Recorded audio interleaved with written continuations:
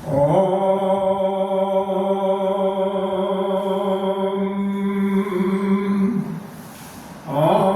सहनावतु सहनो भुनक्तु सह वीर्यं करवावहै तेजस्विनावधीतमस्तु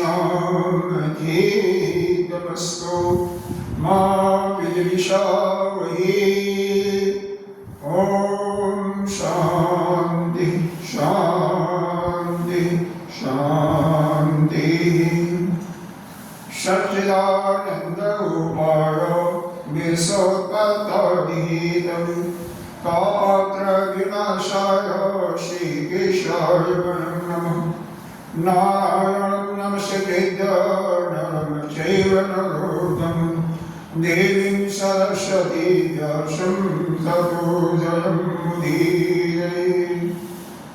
अखण्डमण्डलाकारं व्याप्तं येन चराचरं तत्पदं दर्शितं येन तस्मै श्रीगुरुवे नमः। अज्ञानतिमिरान्धस्य ज्ञानाञ्जनशलाकया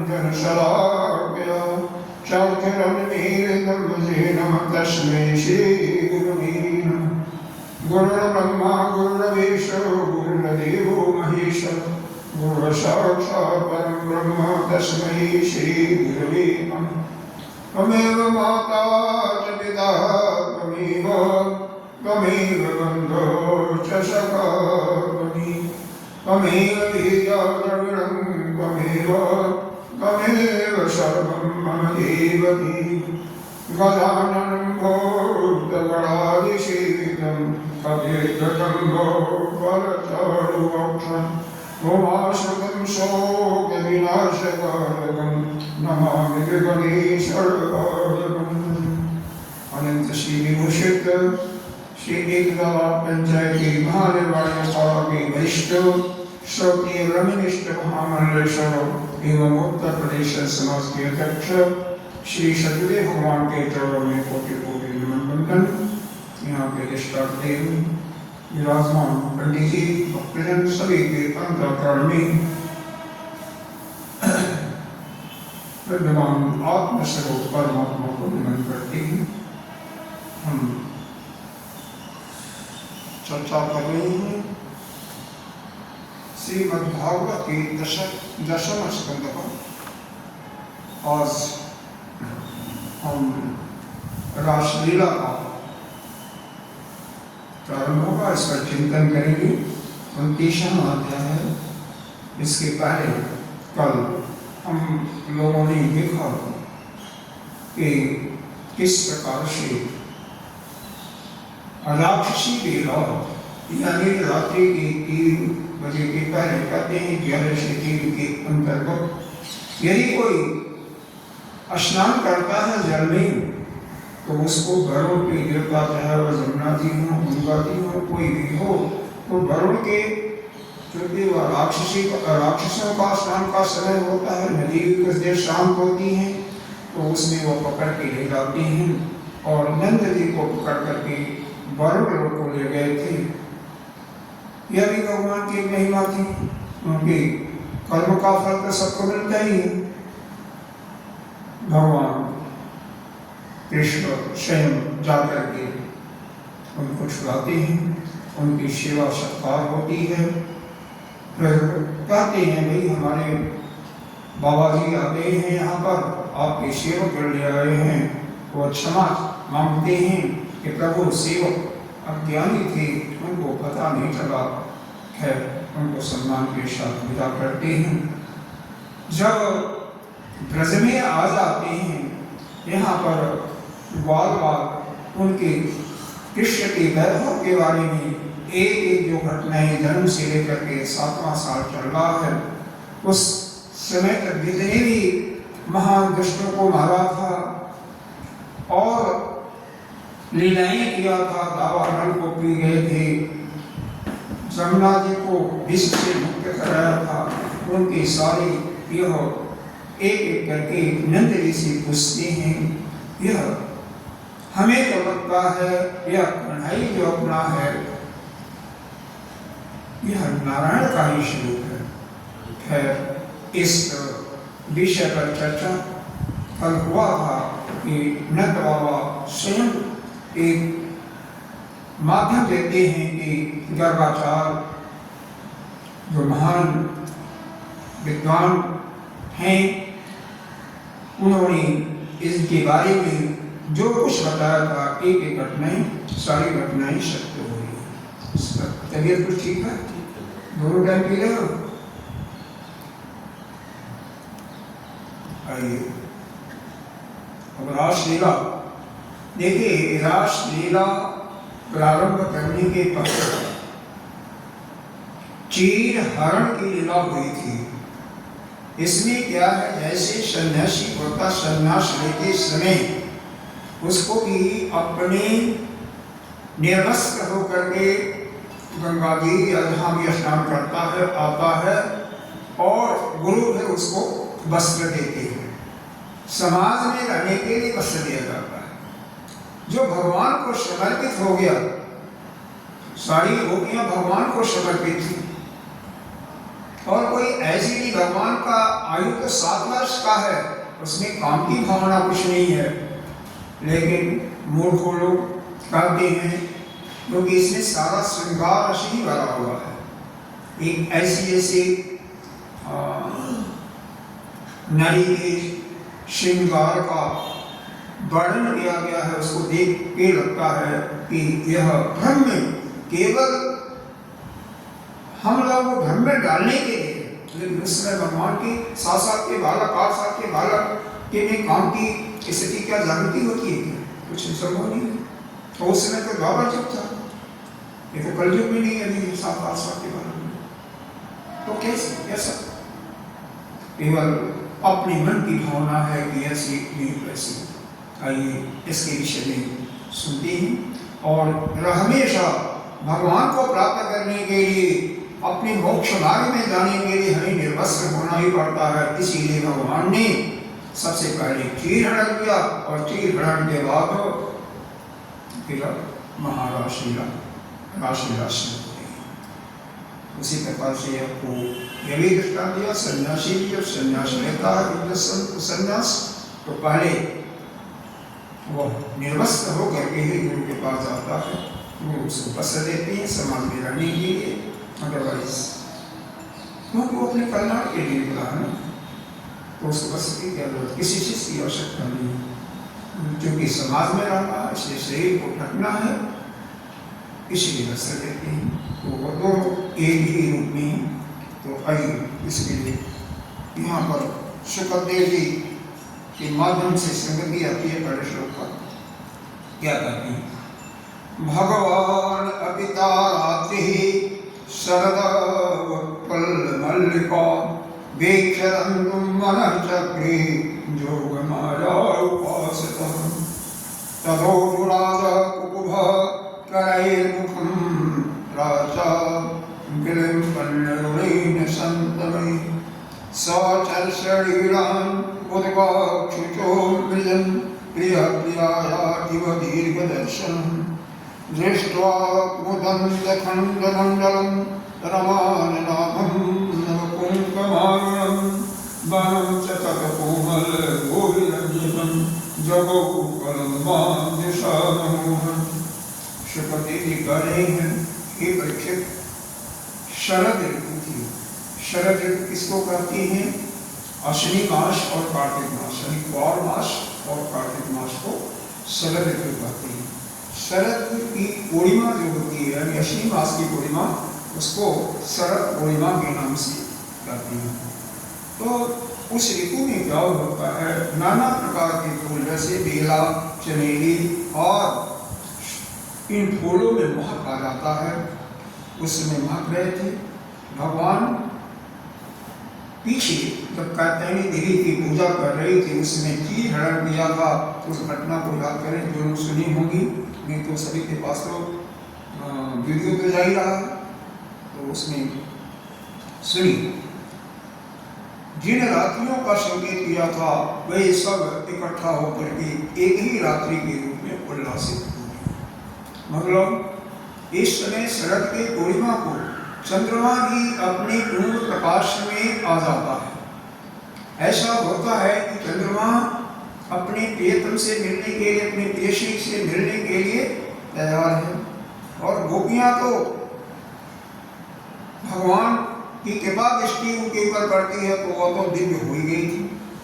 वो तो चाहती थी कि भगवान की जो अनन्य शक्ति है जोगमाया, उसके सहारे उनको एक निमित्त बना करके यह रास में क्रीड़ा करने का संकल्प भगवान ने किया। उन्होंने अपने प्रेमियों की, भाई जो भी भगवान से प्रेम करता है, जितना प्रेम करता है उसके आधार पर उसके इच्छा को भगवान पूर्ण करते हैं। और ये साधारण सी बात है। आप व्यवहार जगत में देखें, छोटा बालक भी है 2 साल का, अगर आप प्रेम करते हैं उसको तो बालक भी आपसे प्रेम करेगा, इसमें कोई बात नहीं है। वह गिलास नहीं उठा पाएगा, फिर भी गिलास थोड़ा ही पानी रहेगा, लेकिन आपके लिए लेकर के दौड़ेगा। चाचा भैया जो कुछ है पानी पियो। तो यह तो जो से जिससे जो प्रेम करेगा वह दूसरा काउंटर पार्ट भी प्रेम करेगा, तो उसी को कार्य है। उस दिन चंद्रमा का मंडल बहुत ही अखंड चल रहा था। पूर्णिमा की रात्रि है, सर पूर्णिमा का नूतन केसर के समान लाल लाल हो रहे थे। कुछ संकोच निश्चित अभिलाषा से युक्त जान पड़ते थे। उनका मुखमंडल लक्ष्मी जी के समान मालूम हो रहा था।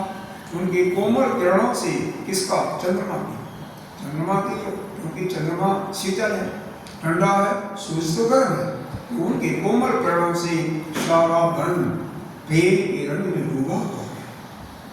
वन के कोने कोने से अपनी चांदनी के द्वारा अमृत का समुद्र उड़ रहे थे, क्योंकि स्वर्ग का जो अमृत है, अमृत का घड़ा चंद्रमा के पास चंद्रलोक में ही होता है।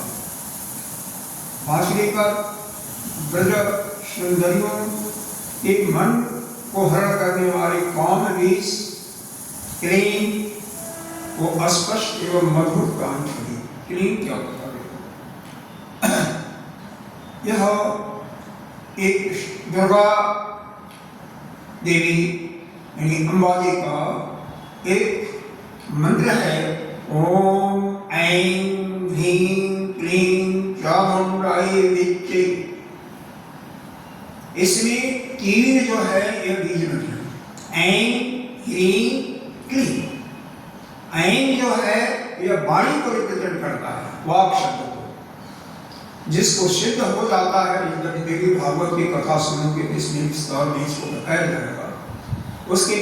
उसके मुख से अपने आप वेद की छटाई निकलने लगती है। पढ़ा हो लिखा हो नहीं हो, अपने आप वेद की छटाई निकलने लगती है। और ह्रीं उसका सिद्ध हो गया तो बात हो गया। माया, ह्रीं माया का प्रतीक है। माया का मतलब सारा संसार का भोग विलास का सब उसके पास आ जाता है।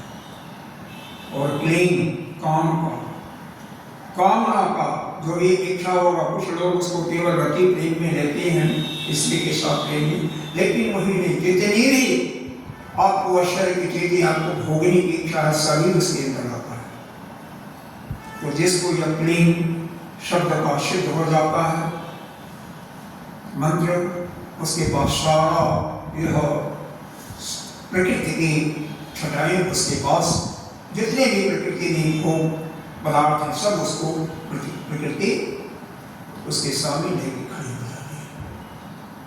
और पूरा मंत्र का कहना ही किया, जो भी इसको सिद्ध कर ले, जितने अक्षर होते हैं मंत्र में उतने लाख अगर कोई करता है तो एक पूरा वो होता है। जैसे गायत्री में 24 अक्षर है, तो जब 24 लाख करता है तो एक उसका वो होता है।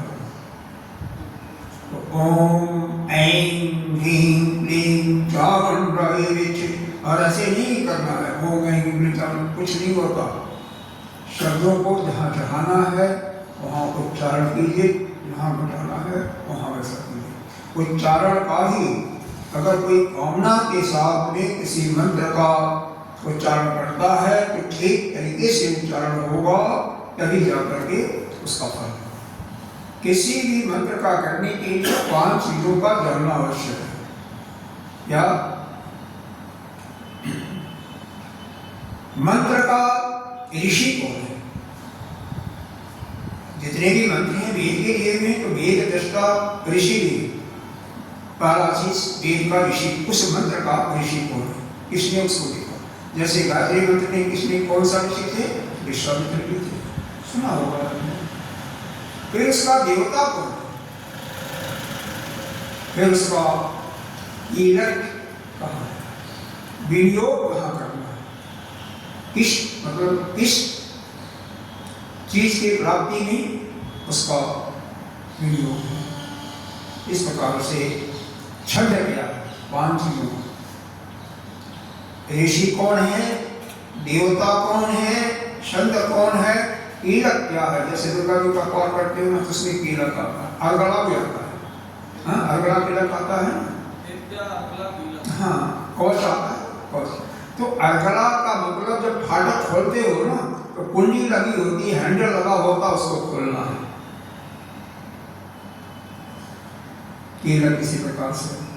और फिर छंद क्या, जैसे आगे पीछे करो, छंद कीलक विनियोग, किसमें उसका उपयोग करना है, किस चीज की प्राप्ति में, सांसारिक इच्छा कामना की पूर्ति के लिए उसका उपयोग करना है।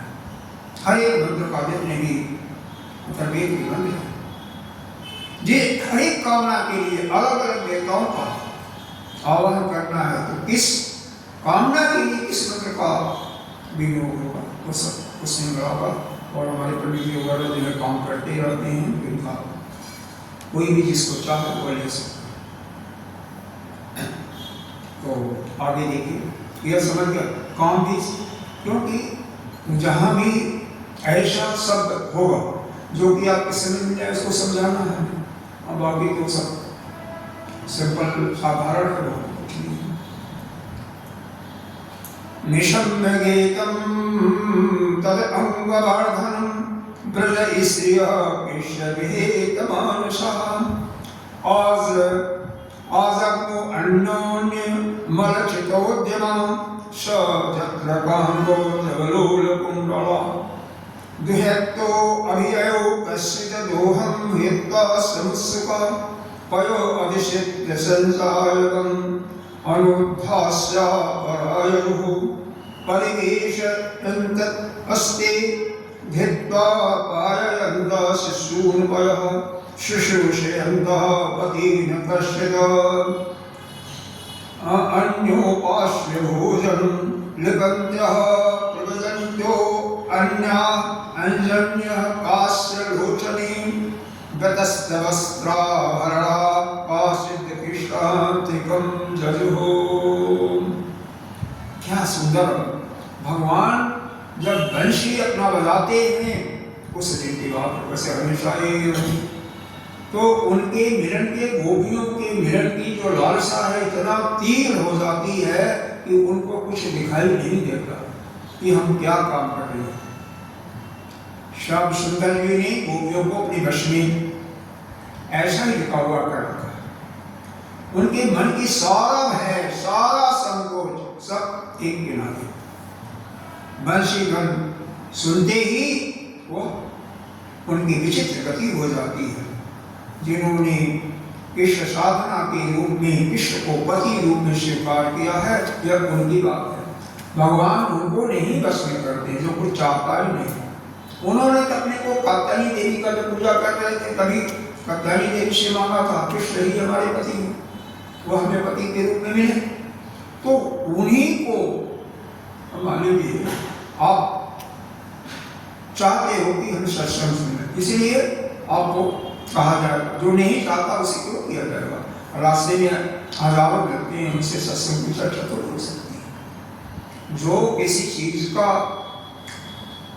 आतुर है, चाहता है, उसी से उसके मन को उत्कृष्ट किया जाएगा, उस पर उसको लालनी दिया जाएगा कि भाई ऐसी ऐसी बातें हैं, इसको आपको ध्यान देना चाहिए। अब मान लीजिए जो यहाँ आए नहीं रहा, उसको बीज मंत्र बताने की क्या जरूरत है। जो कम से कम भगवान से प्रेम ही नहीं रखता है, उसके लिए किस काम का, कोई किसी काम का नहीं है। तो यह गोपियां की ध्वनि जो गोपी सुनती है, एक दूसरे को सूचना नहीं देती, स्वयं एक दूसरे से बल्कि छिपा करके सीधे अकेले निकल पड़ती है। कह रहे हैं जो गोपियां दूध दूध रही थी, एक गाय के एक टन का दूध अगर निकाला है, दूसरे का नहीं निकाला, उसको छोड़ दिया, या दो का निकाला है बाकी वैसे ही छोड़ के दूध भी वही छोड़ दिया जैसे मर्जी हो। कोई रोटी बना रही है तो एक रोटी ऊपर है तावे पर, एक रोटी नीचे है, जैसे ही आवाज आती है उसको वैसे ही छोड़ करके चले ऐसे। जो भोजन परस रही थी, परसना छोड़ करके छोटे बच्चों को जो दूध पिला रही थी उसको छोड़ करके निकल गई। पतियों की जो सेवा कर रही थी उसको छोड़ करके, अगर भोजन कर रही थी भोजन भी छोड़ करके चली गई। कोई गोपी तो अपने शरीर में अंगराग चंदन इत्यादि लगा रही थी, उपटन लगा रही थी, आंखों में अंजन लगा रही थी, एक आंख में अंजन लगा दूसरे में नहीं लगा, वैसे ही चल। कोई कपड़ा पहन रही थी, कपड़ा भी नहीं पहन पाई, उल्टे पलटे वस्त्र धारण करके भगवान के पास चले। ऐसा इस प्रकार से जब किसी का भी मन भगवान में लग जाता है, जो कि भगवान को प्राप्त करने के लिए संसार के समस्त भोगों को छोड़ने के लिए तैयार रहता है, उसी पर भगवान की कृपा। ऐसे सोच कि हम चाहें कि संसार के सुख को भी भोग लें और भगवान को भी प्राप्त, यह तो असंभव है, बिल्कुल असंभव। और सुनो, जिन गोपियों को उनके भाई बंधु या पति ने रोका, बिना डाला, वह इतनी मोहित हो गई कि रोकने पर वह नहीं रुकी। क्यों? जो विश्व को मोहने वाले विश्व से उनकी मन बुद्धि सबको तो उन्होंने अपहरण पहले से कर रखा था। हे परीक्षित, कुछ गोपियां उस समय घर में थी। वह गोपियां घरों के भीतर बाहर जाने के लिए उनको रास्ता नहीं दिखाई दिया, तो उन्होंने अपने नेत्र बंद करके वहीं पर ध्यान लगाना शुरू किया। जब ध्यान की गहराई में चले जाती तो भगवान कृष्ण स्वयं वहीं पर प्रकट हो जाते। ऐसा सुंदर वर्णन दिया हुआ है। अंतगृहगता काश्चिद गोपोलभ्य वीरगवां तेषं तद्भावनायुक्ता दद्धो मीलितलोचनं दोषाप्रेष्य विदहति व्रतापदो तासु ध्यानप्राप्ता चित्तश्लेष निर्मिता क्षीणमङ्गला। क्या नहीं है, भगवान प्रकट होकर के वहीं पर मन ही मन बड़े प्रेम से आवेशित वह गोपियां उनका आएंगे। उस समय उनको इतना सुख और शांति मिला कि सब के सब पूर्ण के संस्कार एक साथ ही। देखो, जब कोई आपके इच्छित वस्तु है जब प्राप्त होती है तो पूर्ण के संस्कारों से, पूर्ण में जो पिछले जन्मों में जो पुण्य किए होते हैं उसके फल से मिलता है। जब वस्तु मिल गई तो वो समाप्त हो गया, इसीलिए बता रहे हैं आपका पुण्य समाप्त हो गया, भगवान मिल गए। ऐसे थोड़ी मिलते, गौतम पूर्ण का एक पूरा स्टोर आपने रखा था, बहुत बड़ा पुण्य किया था, तो भगवान मिल गए तो पुण्य तो क्षीण हो गया ना, उसी को बता रहे हैं। इसलिए उन्होंने पाप और पूर्ण कर्म के परिणाम से बने हुए इस गुण में शरीर का त्याग कर दिया। जब हमारा पाप और पुण्य जीरो हो जाता है तो हमें इस शरीर का त्याग करने के बाद दूसरा जन्म फिर नहीं मिलता है, फिर हमारी मुक्ति हो जाती है। लेकिन अगर पुण्य ही है, पाप मान लीजिए नहीं, वो भी आपको जन्म तो लेना ही पड़ेगा ना, क्योंकि उस पुण्य के सुख को भोगने के लिए, क्योंकि मान लीजिए इस मनुष्य शरीर में सब कुछ आप नहीं भोग सकते हैं, कुछ ऐसे दुख भी होती है कि मनुष्य शरीर में नहीं भोग सकते हैं, तो उसके लिए आपको दिव्य शरीर, दिव्य रूप धारण करना पड़ेगा, देवता का, गंधर्व का, और उसको पा करके आपको भोगना पड़ेगा। इसलिए जो हमेशा पुण्य काम करता तो है लेकिन पुण्य चाहता नहीं है, ऐसा चाहता है कोई, न उसको धन की प्राप्ति की इच्छा है, न ऐश्वर्य की, न प्रजा का, परिवार का, किसी चीज की इच्छा नहीं है, यानी निष्काम कर्म कर रहा है बिना किसी प्रयोजन के। अगर यज्ञ दान कर रहा है तो उसके पास न तो पुण्य इकट्ठा होता है, और क्योंकि उसके पूजन करते समय, यज्ञ करते समय कोई त्रुटि भी हो जाती तो उसको कोई पाप भी नहीं करता। लेकिन जो किसी कामना के साथ अगर कोई यज्ञ करेगा, कोई पूजा करेगा, अनुष्ठान करेगा, उसमें गलती तो उनके आचार्यों ने करेंगे लेकिन उसका फल उसको नहीं मिलता। इसीलिए आपने सुना होगा कि कई लोग कहते हैं हमने अनुष्ठान करवाया लेकिन फल नहीं मिला, मिला तो आधा। क्यों? अब अनुष्ठान करने वाले भी अगर त्रिकाल संध्या करने वाले ब्राह्मण नहीं होंगे तो कैसे फल मिलेगा? त्रिकाल संध्या मतलब सुबह अमृत बेला में, दूसरा मध्याह्न के समय, तीसरा सायंकाल। तो 3 समय संध्या करने वाले ब्राह्मण नहीं, कैसे मिलेगा? दूसरा उनका ज्ञान ही नहीं है उस स्तर का, तो भी नहीं मिलेगा। तीसरा उन्होंने सब कुछ किया लेकिन जजमान ने दक्षिणा नहीं दिया ठीक से जितना चाहिए, उनको संतुष्ट नहीं किया तो भी सुख नहीं मिलेगा। तो एक नहीं, और यज्ञ में, बड़े यज्ञों में 16 होते हैं। एक दिन सा पता है आपको, होता, ऋतिज, उदगाता और ब्रह्मा, 4 विद्वान होते हैं, उनके 3 सहायक, तो 4 चक्के 16 हो।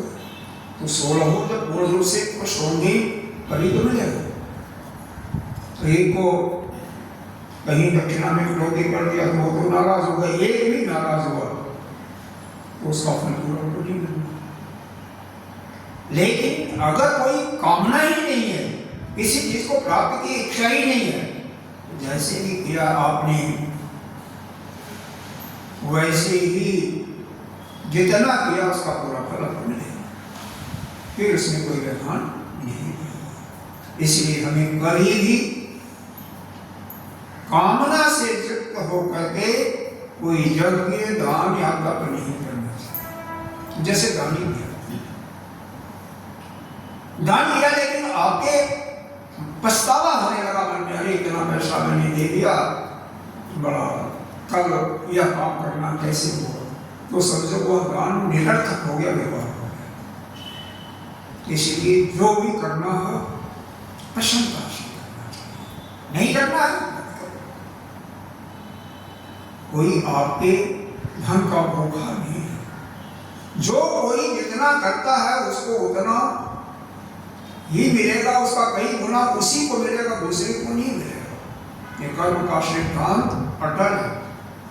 एक दृष्टांत देता हूं, कच्छप को जानते होंगे, कच्छप गांव में केचुआ करते हैं, कछुआ, वह बाहर से खतरा देखता है तो अपने शरीर इंद्रियों को अपने के अंदर ही समेट करके इस प्रकार से हो जाता है, उसका डंडा मारो तो भी कोई चोट नहीं लगेगा उसको।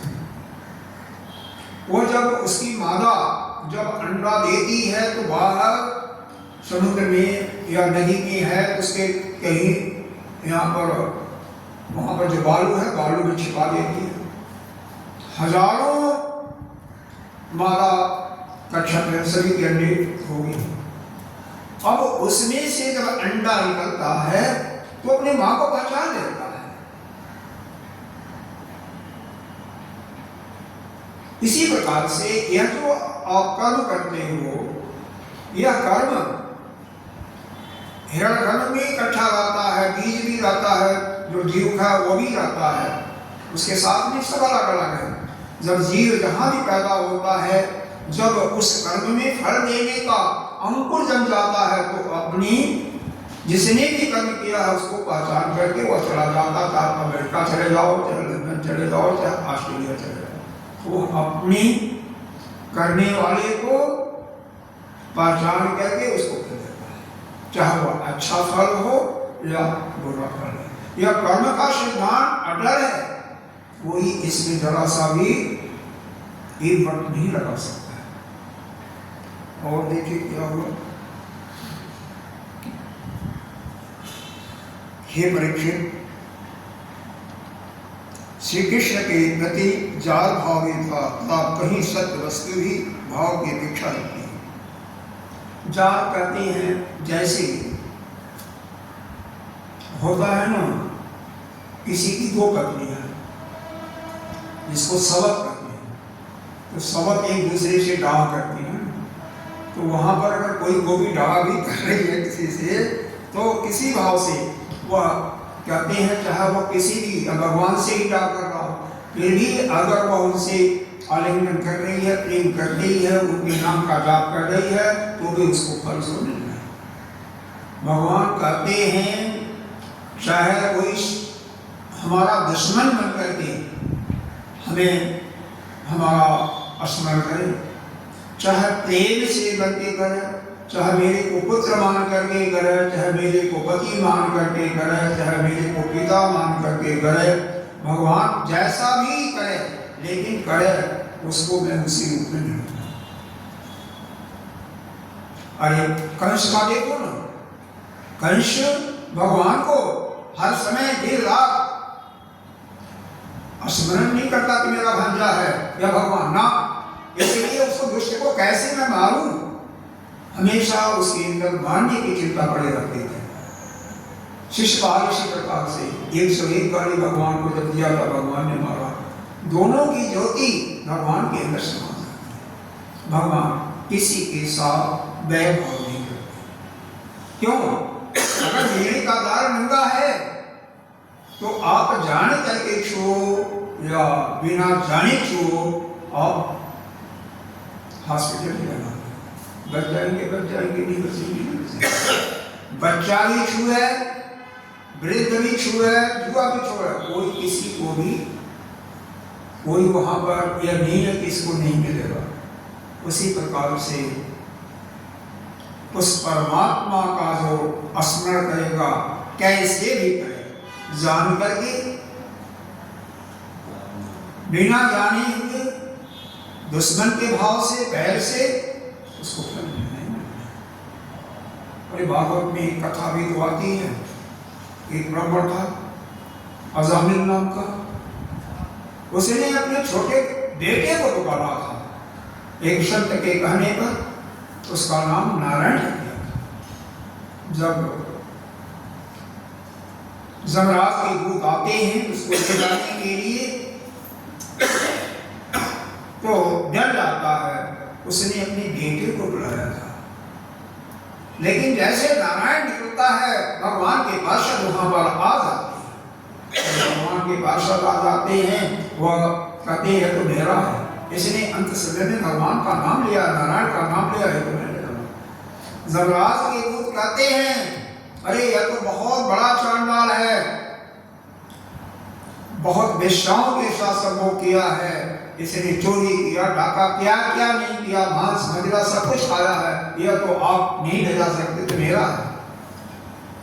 उन्होंने मारा उनको, नहीं, कोई कैसे भी करे भगवान का नाम तो स्मरण किया, चाहे वो बेटे के रूप में किया, चाहे जान करके किया, फल उसको मिलना है। जैसे बिजली का करंट है, जान करके छू तो भी आपको दुख होगा, और बिन अनजाने में छू जाएगा तभी आपको दुख होगा। इसलिए भगवान का नाम को लेना ही चाहिए। फल उसको जैसा भी किसी भाव से लोगे तो उसका फल आपको मिलना ही मिलना है, और जमीन का कल्याण होगा।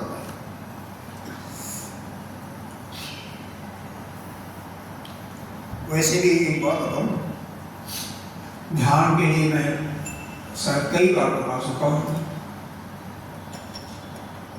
नहीं दोनों समय में तो एक समय। वैसे तो ध्यान का मतलब क्या है? मन की एकाग्रता बढ़ाना, उस भगवान के किसी मंदिर का जप करना, और क्या है? या भगवान के किसी अंग पर ध्यान लगा देना, या आपके शरीर में 7 चक्र है, उसमें से किसी चक्र पर ध्यान लगा दो। जैसे ही ध्यान के गहराई में जाता है कोई, और जब नीली समाधि में चला गया, हालांकि इतना आसान नहीं है, बहुत मुश्किल है। अगर चला गया तो उसके सारे पाप उन सब खत्म हो जाते हैं, सारे कर्मों की जो बीज होते हैं वही नष्ट हो जाता है, उसको निर्बीज समाधि कहते हैं। फिर उसका जन्म नहीं है। इस संसार में कोई आएगा तो क्या दुखी होगा, इसको इसे उसका नाम है दुखालय। तो इससे अगर अलग किसी को होना है, उस मुक्ति को प्राप्त करना है, जिसको प्राप्त करके पुनः इस संसार में न आना पड़े, तो ध्यान तो करना ही पड़ेगा। तो ध्यान के समय जो करता है, यह कर्म का बंधन उसी समय समाप्त हो जाता है। लेकिन उसी स्थिति में कोई जाए तो यहाँ पर बात अपेक्षित प्रश्न पूछती है। ईश्वरम विदो परम कांतम न तो ब्रह्मतया मुनि गुण प्रवाहो परम शासन गुणधीन कथम। हे भगवान, हे महाराज जी, गोपियां तो भगवान कृष्ण को केवल अपना प्रियतम मानते थी, अपना पति मानती थी। उनमें कोई ब्रह्म भाव वगैरह नहीं था, उनको ब्रह्म नहीं समझती थी।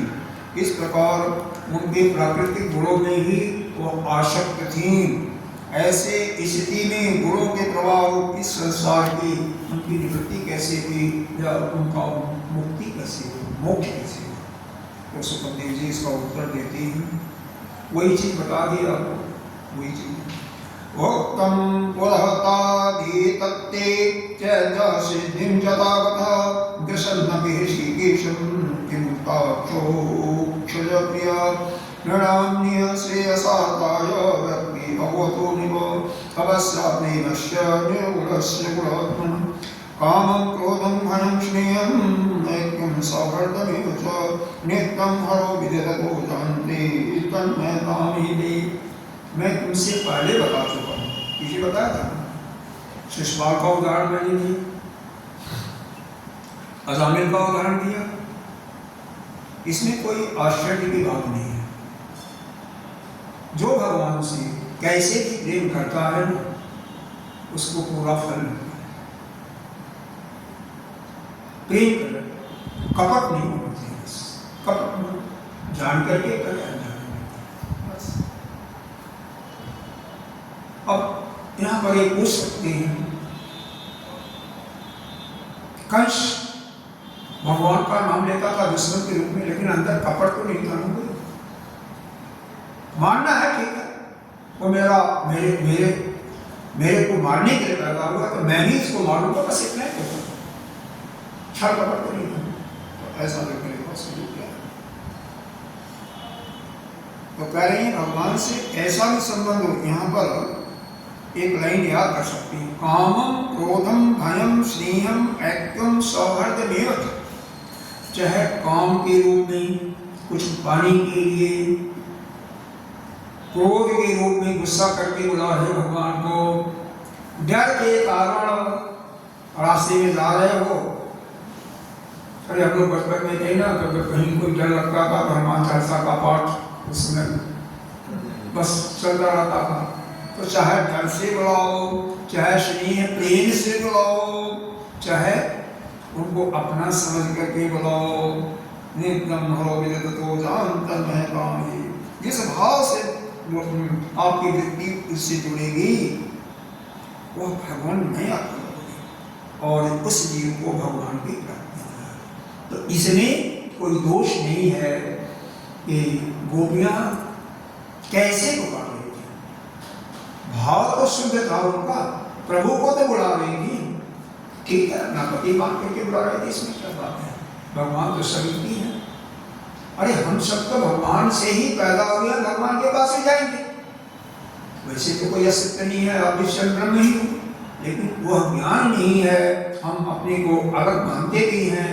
कभी उपासना की पूजा भी होगा, जाप कैसे हो, ध्यान कैसे हो? जब हम अपने को अलग मानेंगे तभी तो आप ही ब्रह्म हो जाओगे। तो किसका ध्यान करोगे, किसका उपासना करोगे? कुछ नहीं होगा। तो कैसे ही करो, जिस भाव से करोगे भगवान को सब कुछ स्वीकार नहीं। तो ऐसा करके सुखदेव जी ने राजा परीक्षित को जवाब दिया। अब भगवान गोपियों से बात कर रहे हैं। भगवान उवाच स्वागतं वो महाभाग प्रियं किं कर्माणि वह विजस्या नामयं प्रसिद्ध भूत गुणकर्ण। हे महाभाग्यशाली गोपियों, तुम्हारा स्वागत है। इतने रात्रि को बताओ तुम क्यों यहाँ पर आई हो? मैं तुम पर प्रसन्न हूँ, बताओ तुम्हारी क्या सेवा करूं? ब्रज में सब कुशल मंगल तो है ना? इस समय की आवश्यकता क्यों पड़ गई? सोचो, भगवान ने बुलाया, भगवान ने पूछ रहे। हे सुंदर गोपियों, रात्रि का समय है, समय बहुत डरावना हो रहा है, इसलिए बड़े बड़े भयावह जीव जंतु इधर उधर घूम रहे हैं। तुम सब तुरंत ब्रज में जाओ। यहाँ पर भगवान कुछ ज्ञान की बातें देते हैं। स्त्री के लिए सबसे भक्ति किसकी अच्छी है? अपनी पति की। पति कैसा भी हो, लूला हो, लगड़ा हो, वृद्ध हो, बालक हो, कैसा भी, वह पति से बढ़कर के कोई नहीं है। अगर पति की सेवा करते हो तो समझाओ कि भगवान की सेवा करो। ये सब भगवान उनको अच्छी तरह से ये समझाते हैं, लेकिन गोपियों के कुछ समझ में नहीं आता। क्यों? वो तो सब कुछ संसार छोड़ करके आए थे, भगवान को ही प्राप्त हो गई थी। वह तो पिछले कई जन्मों में इतना तपस्या किया था कि वह बहुत बड़ी तपस्वी थी। यहाँ पर केवल मुक्त होने के लिए आई थी, उस समय नहीं मुक्त हो पाए नहीं, तो भगवान को उन्होंने प्राप्त कर लिया। अब क्या चाहिए? पति हमें क्या चाहिए? हमें कुछ नहीं चाहिए। हमें तो आप मिलना था, आप मिल चुके, बस हमें और कुछ नहीं चाहिए। लेकिन और भगवान कहते हैं, देखो तुम्हारा सबसे बड़ा धर्म पति धर्म होता है, इसलिए पति की, अपने पुत्रों की, अपने ग्वाल वालों गायों की जाकर के सेवा करो और उनको उत्तम लोक प्राप्ति के लिए अभिलाषा ही पति को छोड़ करके किसी प्रकार से पति का त्याग नहीं करना चाहिए। अच्छा। क्यों? अगर पति को कोई छोड़ देता है तो उससे अपजस कुकर्म स्वयं क्षणिक होता है, लेकिन प्रत्यक्ष वर्तमान में तो कष्ट ही कष्ट। हे गोपियों, मेरी लीला और गुणों के श्रवण रूप के दर्शन से, उन सबके कीर्तन और ध्यान से मेरे प्रति अनन्य प्रेम की प्राप्ति होती है। वैसे प्रेम की प्राप्ति पास रहने से नहीं होती, इसलिए तुम लोग अभी अपने अपने घर। भगवान का यहाँ मानना है कि अगर मेरे पास रहोगे तो वह जो सुख प्राप्त होगा मेरे लीलाओं को सुन करके, मेरे नाम का जाप करके, वह सुख आपको नहीं मिलेगा। अब सुखदेव जी यहाँ पर श्रीमती लगाती हैं। श्री सुखदेव एक विप्रियम आकर्ण गोप्यो गोविंद भाषितम विषणाभं संकल्पः चिंता मां पतत्यां केत्ता मुखानवसुता ससेन शिष्यता बिंबाधर चरणेन भुवं लिखन्त्यः अस्त्रैर्पात्रमशवे कुचकोङ्कनानि तस्तु मृजन्य गुरुदुःखभरा अस्मभूषणिं श्रेष्ठं कीर्तनमिव प्रतिभासमानं ईश्वरं तदर्थविनिवर्ति सर्वकां नेत्रे विनिर्जलितो पाते स्म किञ्चित् संरभगदगिरो ध्रुवतानुरक्ता। क्या कहते हैं कि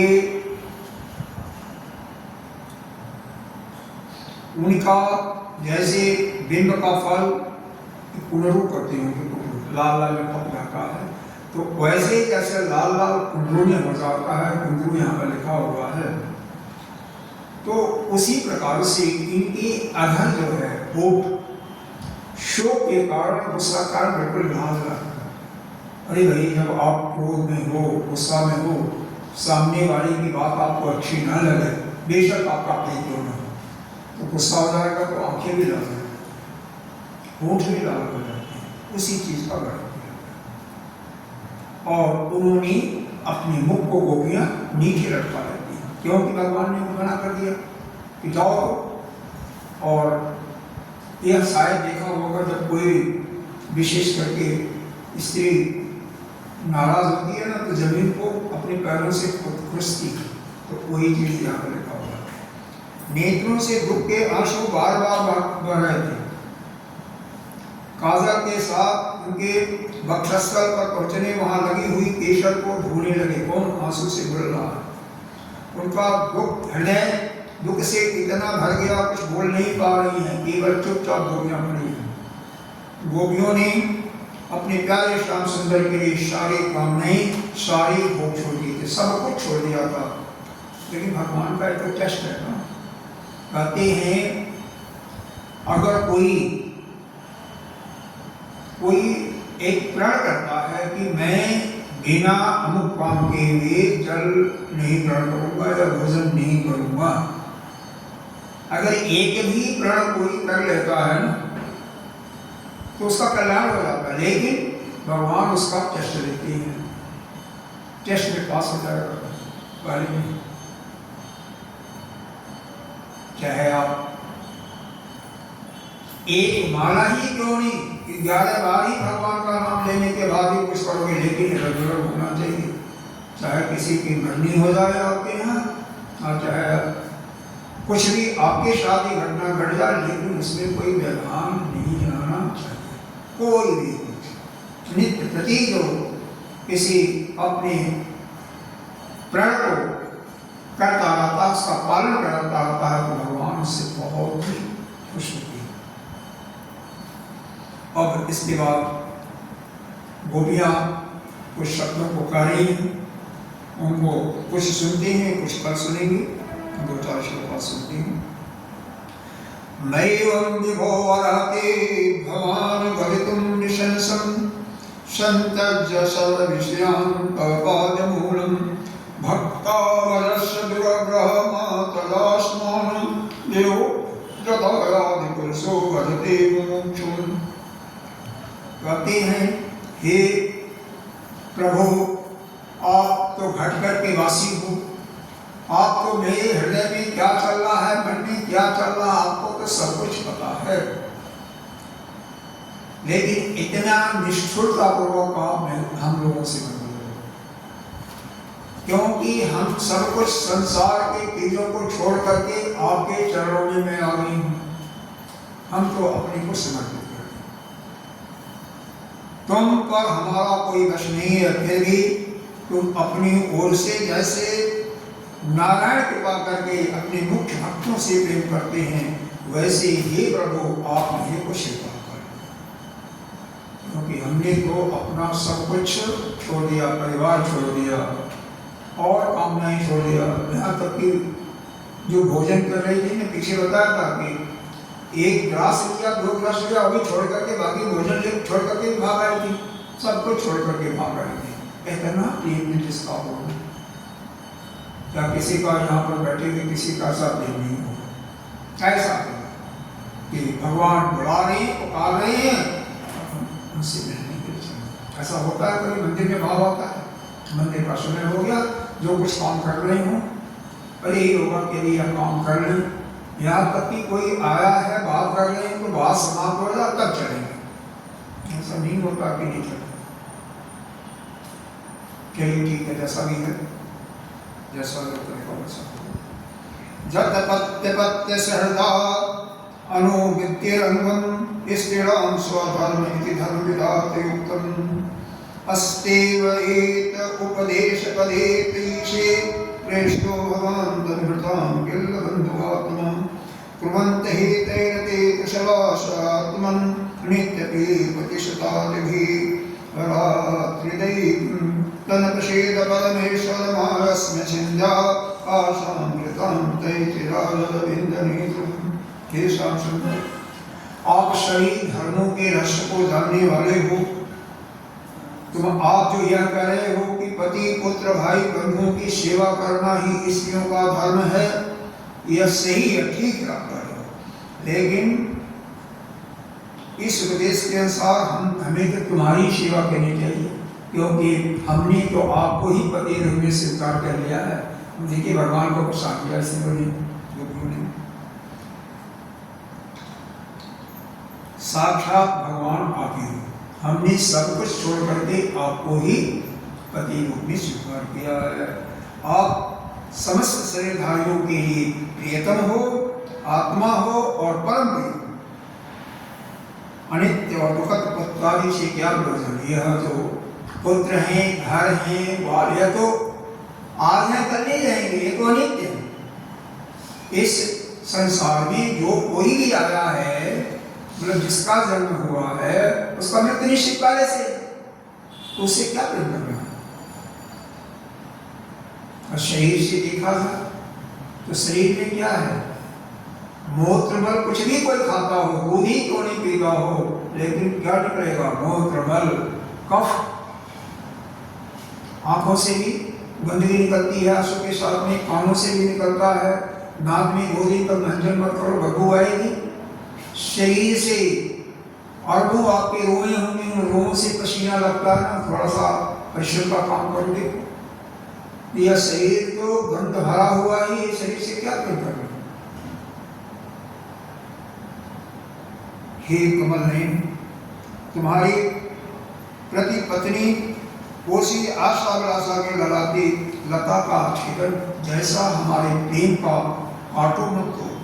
हे मनोहर, अब तक हमारा चित्त घर के काम धंधों में लगा था, कल लगा था कि मैं आपको जानती नहीं, आपसे हमारा प्रेम नहीं था।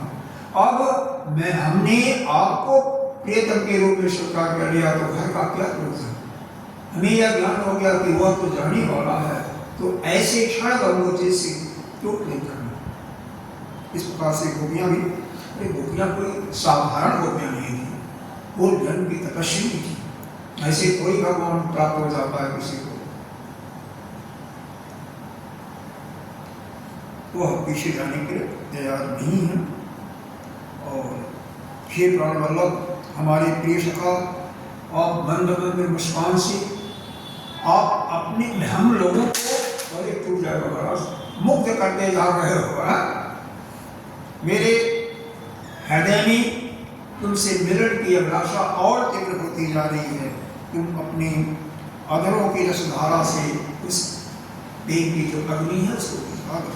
हे प्रियतम, हम सच कहते हैं, नहीं तो तुम्हारी यह की व्यथा है, यह आग से हमारे शरीर जल जाएंगे, हम उसे भी ध्यान के द्वारा फिर आपके चरण को प्राप्त करेंगे। यहीं के साथ में उसकी कथा यहीं पर विराम देता है।